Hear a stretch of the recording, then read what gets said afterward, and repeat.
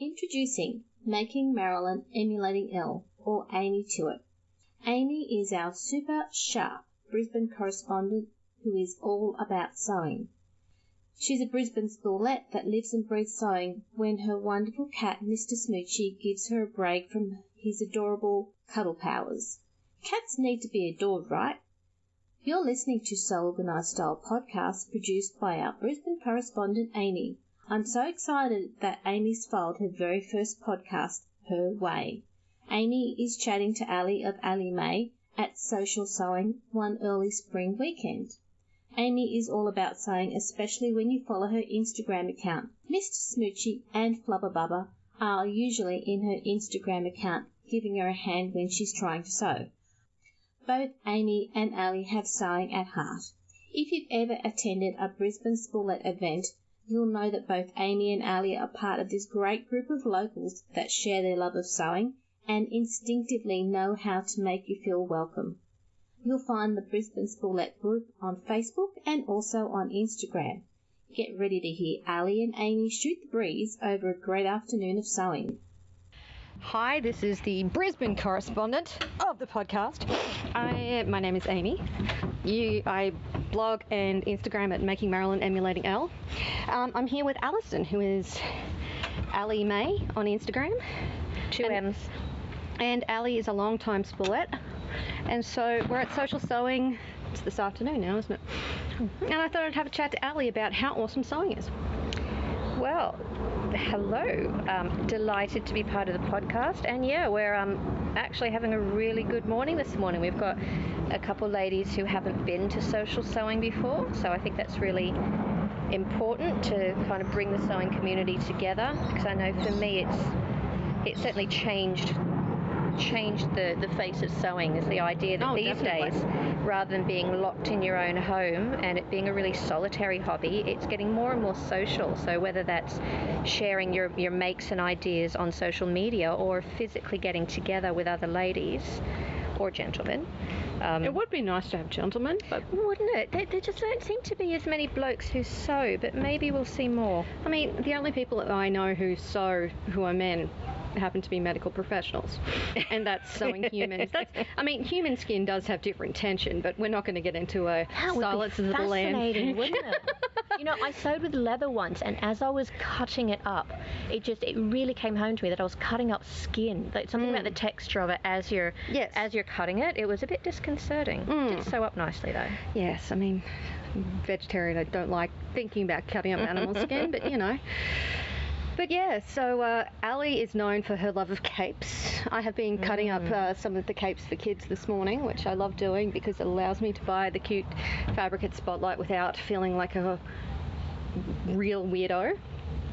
But you've made some cute capes, haven't you? You said you'd made some capes for a kids' party. Yeah, I made a couple last year.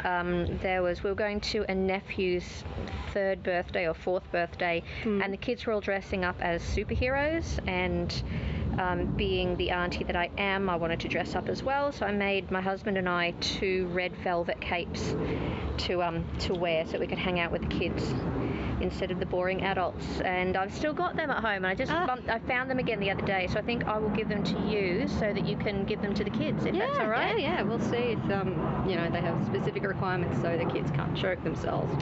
Of course. But yes, I love how you're Alison's sewing some big ass snaps. We love some big snaps. Sorry, I probably shouldn't say us. Alison's sewing some big snaps on a beautiful looking coat, and she's doing this wonderful method where she puts the needle in and then she kind of puts her finger at the end of the thread so it doesn't tangle. I hate it when you're sewing with long, because I sew with long threads. I don't like wastage. I hate sewing with short threads. It drives me bonkers. Yeah, so I use long threads, but sometimes they can tangle as you're pulling them through. So I use one finger to kind of keep them under control. Yeah, you see, so I do have the beeswax, but I don't like using beeswax as like a basting thread. I always worry about like the beeswax transferring to the thread, even if you press it between, some paper. Yeah, I haven't had trouble with that before, but then I press it really strongly, and that seems to get the wax into the threads, and it does without it. Yeah, but it does pull really nicely. If you're worried about it though, once you've waxed your thread, do a test run on some white fabric or some suede-like fabric where it'd be really obvious, and have a bit of a test. I'm all for testing. Yeah. These days, I use my offcuts now to test the iron settings before I press any of my seams. You know when you get a fabric and you think, oh yeah, I'll just give that a press and it melts or it marks. Yeah, I now test everything with my offcuts. I test buttonholes, and because there's nothing quite like using the actual fabric you're using to see how it's going to react when you're sewing the real garment. So it's a great way to get the most out of your offcut. I'm not going to ask you about your sewing journey because I hate the use of the word journey because I watch entirely too many reality TV shows. I have been addicted to The Bachelor this season. So when did you learn to sew? I was lucky. My mum sewed, and when I was in high school, I did a couple projects here and there, but I don't know, sewing wasn't very cool back then. No, it wasn't. And doing what your mum does wasn't very cool back then either. Oh, I know. So I wish I had, I'd listened more. Yeah. I do, she still sews, and so we talk about sewing a lot more now. I go to her for advice. She comes to me for advice sometimes. Yeah. So it's nice to have that link, and of course she has a lifetime of what are now vintage patterns for me to trawl through every now and then, which is heaven. Although I am reminded of some pretty horrendous things I wore in the 70s and 80s when I look through her pattern stash and go, oh my God, I remember you made me this and I loved it. What was I thinking? Oh my God. So I learned to sew. We did home ec in grade 8 at school, but I changed school, so I missed half of home ec. So I actually failed because I couldn't sew. Oh no, was that here in Queensland? Yeah, it was in Townsville. And so the summer after, Mum taught me to sew, and I made all of these. Remember the I don't know if it was Calvin Klein or whatever, the slip dresses? Oh yeah, they were very hot. This was what, 94, 95. Yeah. Yeah, and I made a couple of those, and I thought I was the bee's knees, but then I never really did much of it after that. Oh. And I took it up again after learning to knit, because I thought, sewing, it's so much faster than knitting. And so then knitting was the gateway craft. Knitting is my gateway drug, yes. Nice. So not so much knitting anymore. I kind of pick it up every winter. My hands get itchy for knitting when it starts to get cool, but it's not really something you can do in summer. No, you're right. Even some sewing with some warm fabrics. When it's sitting on your lap, or you're holding it, or working a bit hot and bothered. If I'm working with really warm fabrics in summer, this cape I'm sewing now, as we're speaking, luckily it's got no sleeves. And I don't know what the fabric is, but I've had it. It's a deep stash. I've had this for over 10 years. Oh, nice. And it's a bit silly, I guess, to be sewing a cape in October in Brisbane. Well, but offices are notoriously cold, and you do need a jacket in the office at all times. That's true. If anyone is interested in what I'm sewing, it's a Vogue 8776. Look at you remembering that all professionally. Well, it took me so many years to track this thing down, because it's 10 years old, the pattern, and it had been on my wish list for many years. And every now and then I'd join another pattern de-stash group on Facebook, and I'd post photos. Does anyone have this that I could borrow or buy or trace or anything? I really, really wanted to sew it. And I never found any. And then one day, during my annual social media search, I found a lady who is actually Australian but is living in Switzerland. And she had posted that she had finally tracked down this pattern as well, because there are a lot of people trying to track it down. And so I sent her a message saying, hey, I know you tracked this pattern down. How did you do it? Do you have any leads I could follow? I've been trying as well. And she said, why don't I just send you mine? And you can use that when you're finished with it, send it back. So this amazing woman who I've never met before and had never even spoken to on Instagram. Thing. I know. So she sent it, and I and I was able to use that, which was fantastic. And then I sent it straight back with some Kylie and the Machine labels to say thank you. It's a nice little touch of Brisbane. But yes, I was so glad to finally track it down. And now I'm so happy to be sewing it. It's going to be the cape of my dreams, and I will. You have to see this. It's beautiful. She's beautifully pressed all of her seams. It's such lovely fabric. I'm just going to feel it up. Do you know this was $1 a metre at Spotlight? What? I bought it at the end of winter at 2011, maybe 2010. I don't know. It was a long time ago, and longer than that because I was still living in. Anyway, a long time ago. And because it was the end of winter, and I didn't know what fabric was. You know which fibres were good and which weren't back then. So I just saw $1 a metre. I'll try that and, try sewing something. And it's been sitting in my cupboard ever since. So it just feels so good to be using something that, that's just been sitting there. And gets rid of some of the guilt of the size of my fabric stash as well. Well, I also cut out something deep stash this morning. I'm working on a gin and tonic dress from Our Lady of Leisure.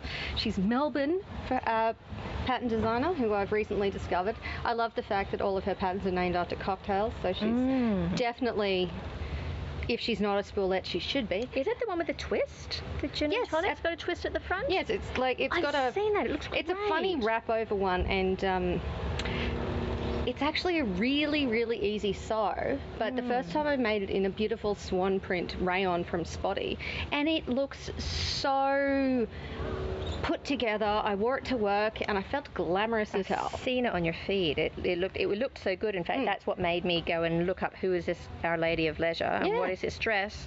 Do I need it? I think I do. Oh yeah. And I've also made the Mai Tai dress. Everyone loved that. I don't really love it. It's actually really funny. I wore it on Friday and everyone's like, oh my god, this dress is amazing. I was like, really? I look like a frump. If you're not keen on it, you may want to bring it to the frock swap. Yes, we are going to have a frock swap. So Ali's almost one of the founding members of the Spoolettes, or is one of the founding members of the Spoolettes. Yeah, I've just been here for a while. She's been in it forever. And so Brisbane Spoolettes, there's Spoolettes in Sydney. Melbourne have a really good group. Yep. And I believe one of our Spoolettes, Liz, started it after seeing it in London, I think. Yeah, there's a London group. Obviously being Australian, our Spoolettes are the best Spoolettes. And so we have, social events all year. So today is social sewing. We had Frocktails at the end of August, which was awesome. And every year or so, we do a frock swap. And you can either bring maids that you don't like or don't fit you anymore, or we are going to introduce partially made items. We had a couple UFOs the first year, and I think it's a really good idea. Sometimes you get so close to finishing something and then you do that fit test and you think, oh my word, I'm never going to wear this. And it sits there languishing because you don't want to finish it, but then for some reason we don't throw them out either. Oh, and it's because I have two beautiful Liberty print Sewaholic Granville shirts.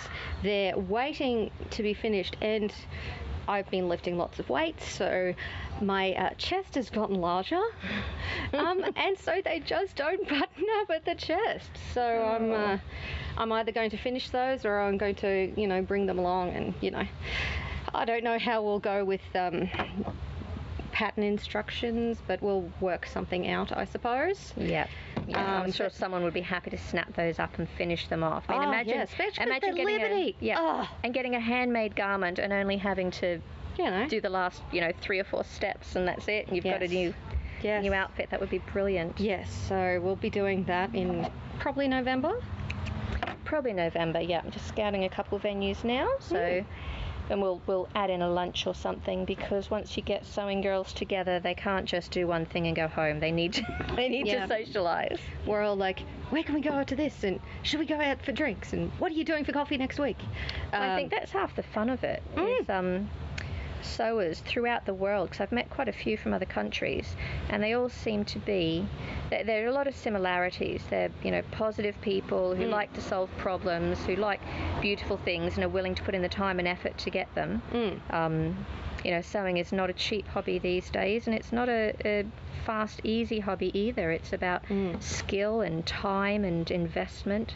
So I think that brings together some really interesting people. Yeah, and as Ali and I were talking before, like sewing is mindfulness, and you probably heard me talk about this on the, and which one? It was the Clothes Making Mavens podcast. I talk about my mental health issues on an episode of that, but sewing is really important as a hobby, or even having any sort of hobby, especially if you have a very stressful job. Ali and I are both professionals, so we have stressful jobs and we come home and you need something to turn the brain off, and sewing is just really good for that. No, absolutely. I found it's wonderful to stop the mind spinning and to, even if you've had a really stressful week, to kind of recover from that, to be able to take something in your hands and, the feel of the cloth and solving the puzzle and being able to create something. It's a real sense of accomplishment and achievement if you're going through a time when other things in your life feel like they are less in your control. Yes. It's nice to have something that you can control and, you can create something beautiful. Yes.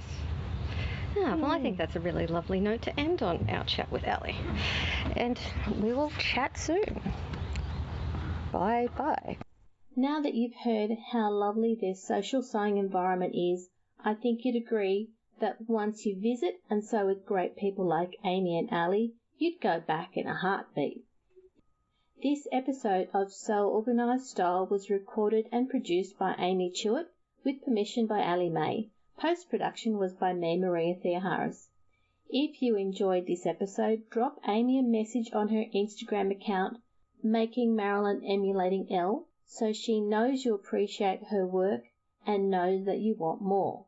Sew Organised Style, spelt with an S, not a Z, is available on our website, seworganisedstyle.com, with all the links to this special podcast and our previous podcasts.